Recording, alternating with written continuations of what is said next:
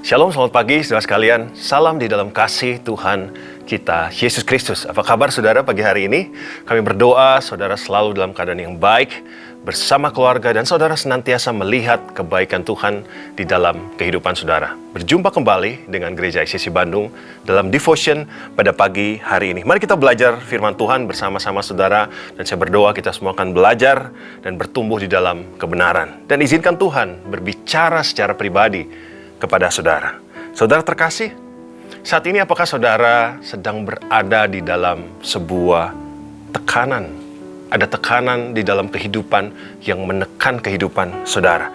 Dan saudara, banyak orang yang tidak tahu bagaimana harus menyelesaikannya. Nah, ketika kita sedang berada di dalam tekanan kehidupan, kemanakah kita akan berlari?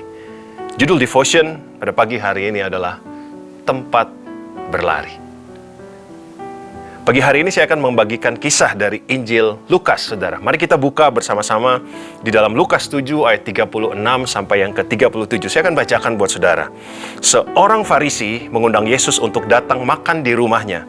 Yesus datang ke rumah orang Farisi itu lalu duduk makan. Di kota itu ada seorang perempuan yang terkenal sebagai seorang berdosa.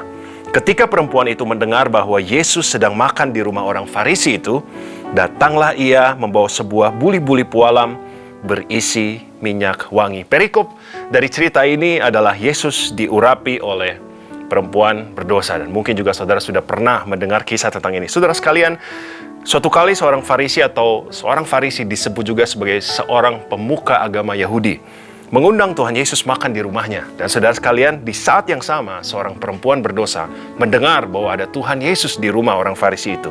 Dan dia pergi ke rumah orang Farisi itu. Apa yang menarik dari peristiwa ini, saudara? Perempuan berdosa ini merupakan seorang wanita tunasusila. Dengan predikat ini sudah jelas bahwa status sosialnya bukan warga yang baik. Dia dipandang rendah, reputasinya terlarang, saudara. Tetapi dia membuat heboh dengan datang ke rumah seorang pemuka agama, seorang Farisi, yaitu Simon. Saudara sekalian, tahukah saudara bahwa wanita ini mengambil resiko yang sangat besar dengan datang ke rumah orang Farisi ini? Karena untuk muncul di hadapan banyak orang sebenarnya itu adalah sudah menjadi resiko buat dia. Apalagi yang dia lakukan, wanita berdosa ini bukan hanya sekedar datang ke rumah orang Farisi ini, tapi dia melakukan sesuatu. Ada satu hal yang menarik tentang aksi dari wanita ini di rumah orang Farisi. Mari saya mengajak kita untuk membuka Lukas 7 ayat yang ke-38. Saudara bisa membuka Alkitab saudara di rumah pagi hari ini. Sambil menangis, ia pergi berdiri di belakang Yesus dekat kakinya, lalu membasahi kakinya itu dengan air matanya dan menyeka dengan rambutnya. Kemudian ia mencium kakinya dan meminyakinya dengan minyak wangi itu. Saudara sekalian, adegan ini adalah adegan yang sangat nekat, saudara. Karena wanita ini sebenarnya sudah kelewatan di mata masyarakat. Sudah berlapis-lapis batas yang ditabrak oleh wanita ini. Karena dia muncul di depan banyak orang, dia mendekati Yesus, kemudian membasahi kaki Tuhan Yesus, menyekanya dengan rambut. Saudara, memperlihatkan rambut kepada orang lain itu adalah hal yang memalukan sebenarnya. Oleh karena itu, wanita pada masa itu rata-rata memakai penutup kepala. Kemudian wanita ini juga mencium kakinya dan meminyakinya kakinya dengan parfum. Ini adalah kenekatan yang berlapis-lapis yang dilakukan oleh wanita ini. Tapi mari kita lihat detail apa yang sebenarnya terjadi. Lukas 7 ayat 38, sambil menangis, ia pergi berdiri di belakang Yesus, dekat kakinya. Saudara sekalian, saya mengajak kita belajar bersama-sama. Kata menangis di dalam tulisan Yunani, di kata ini memakai kata klahio. Apa artinya klahio ini, saudara? Artinya ini, menangis dengan keras, mengungkapkan kesedihan yang tidak tertahankan. Saudara sekalian, bahwa wanita yang berdosa ini, dia bukan hanya menangis, tapi dia menangis dengan keras. Dia mengungkapkan kesedihan yang tidak dapat tertahankan lagi. Wanita yang menangis dengan keras dan semua orang melihat, kita bisa bayangkan semua mata tertuju kepada dia karena suaranya terdengar, tangisannya keras terdengar. Dan dia datang dengan hati yang hancur kepada Tuhan. Udah pasti kehidupan sebagai wanita tunasusila ini kehidupannya tidak mudah, saudara. Saudara terkasih dimanapun saudara berada saat ini. Apakah saat ini saudara sedang mengalami tekanan yang luar biasa di dalam kehidupanmu? Tekanan itu menekan saudara dan tidak tertahankan lagi. Mungkin saudara nggak banyak yang tahu, saudara sudah terlalu sering menangis, ingin mencurahkan segala sesuatu. Saudara, pergumulan saudara mungkin sudah terlalu hebat, pergumulan keluarga, saudara udah angkat tangan mungkin, pekerjaan, tentang pencapaian-pencapaian yang tidak terpenuhi, kemudian kesehatan, hubungan-hubungan yang penting, yang rusak, dan lain sebagainya. Dalam keadaan seperti ini, di manakah tempat kita untuk berlari? Tempat berlari itu di mana? Apakah penghiburan manusia? Apakah kita menyerah? Apakah kita putus asa, saudara? Atau kita datang kepada Tuhan Yesus? Saudara, mari datanglah pada Tuhan Yesus dengan hati yang hancur, di dalam tekanan yang luar biasa yang tidak tertahankan lagi di dalam kehidupan saudara. Mengapa? Karena Tuhan mengerti tekanan di dalam kehidupanmu, kesulitan saudara. Di dalam Mazmur 51 ayat 17 berkata seperti ini, korban sembelihan kepada Allah ialah jiwa yang hancur, hati yang patah dan remuk tidak akan kau pandang hina, ya Allah. Saudara, di sepanjang perikop ini tentang perempuan berdosa, wanita yang berdosa mengurapi Tuhan Yesus, tidak ada penolakan yang dilakukan oleh Tuhan Yesus terhadap wanita berdosa ini. Kita tidak temukan bahwa Tuhan Yesus menolak dia. Bahkan kita lihat pada akhir dari perikop ini, Lukas 7 ayat 50, ditulis, go in peace. Apa sih artinya go in peace? Sekali lagi kita belajar di dalam bahasa Yunani, go in peace ini memakai kata apa, saudara? Alkitab memakai kata airenai. Artinya apa, saudara? Artinya adalah damai. Artinya adalah peace of mind. Artinya adalah kedamaian dan ketenangan pikiran. Saudara, ketika tekanan datang, bukankah ketenangan yang kita perlukan? Ketika kehidupan menekan kita dengan luar biasanya, bukankah yang kita rindukan adalah sebuah ketenangan? Tidak ada penolakan kepada kita yang datang bila kita datang kepada Kristus sebagai tempat untuk berlari.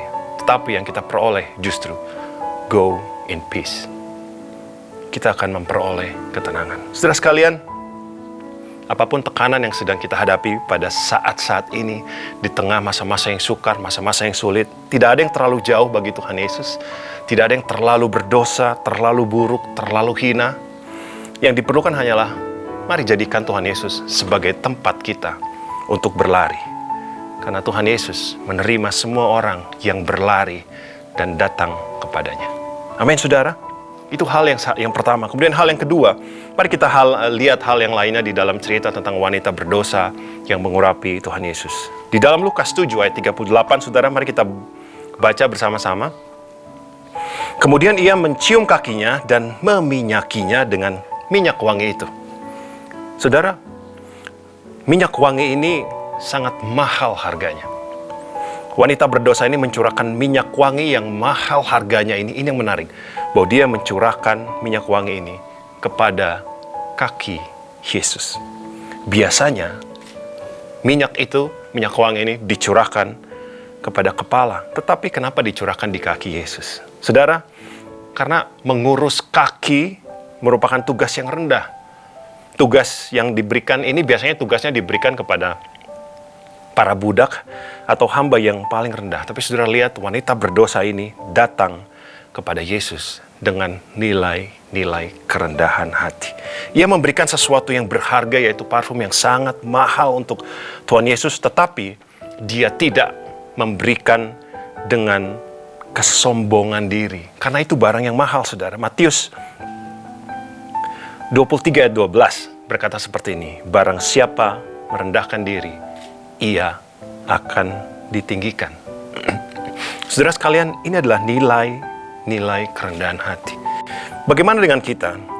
Ketika saudara memberi, ketika kita memberi, mungkin memberi untuk Tuhan, memberi untuk sesama, pekerjaan Tuhan, atau kepada siapapun, kita rindu untuk memberi. Mungkin pemberian saudara, pemberian yang mahal harganya, yang nilainya besar, tinggi nilainya, pemberian yang tinggi. Tapi satu hal yang jangan kita lupakan adalah taruhlah kerendahan hati di sana. Janganlah dengan pemberian-pemberian yang besar itu, pemberian-pemberian yang mahal harganya, yang tidak ternilai, dan kita menjadi sombong. Saudara sekalian, pemberian kita tinggi, janganlah hati kita juga ikut-ikutan tinggi. Karena Tuhan mencari orang yang rendah hati.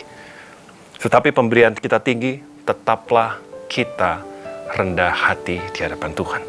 Karena Tuhan melihat semuanya. Saudara terkasih, pagi hari ini, apakah Tuhan Yesus sedang berbicara kepada saudara di tengah tekanan hidup? Kemana tempat saudara berlari?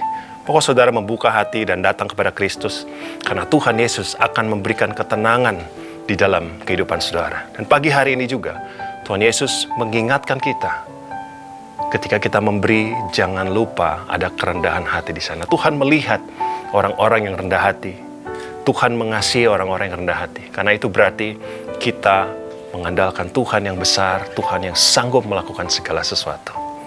Amin. Saya berdoa kita belajar sesuatu pagi hari ini dan menjadi berkat di dalam kehidupan saudara.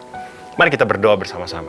Tuhan Yesus, terima kasih untuk hari ini. Kami bersyukur kami sudah mendengar firman-Mu. Kami percaya firman-Mu adalah ya dan amin. Kami berdoa untuk setiap orang yang sedang berada di dalam tekanan kehidupan, masa-masa yang sukar, masa-masa yang sulit. Kami percaya Tuhan Yesus sedang menjamah kami semua. Tuhan Yesus sedang menyegarkan kami semua dan diberikan kekuatan yang baru dan diberikan ketenangan. Terima kasih Tuhan Yesus. Dan kami berdoa Tuhan Yesus senantiasa mendapatkan kerendahan hati di dalam kehidupan kami semua. Terima kasih untuk hari ini. Kami bersuka cita, kami mendengar firman Tuhan yang menjadi kekuatan di dalam kehidupan setiap kami semua. Di dalam nama Yesus Tuhan, semua yang percaya, mari sama-sama katakan amin. Saudara terkasih, demikian devotion pada pagi hari ini. Sampai jumpa minggu depan. Tuhan Yesus memberkati.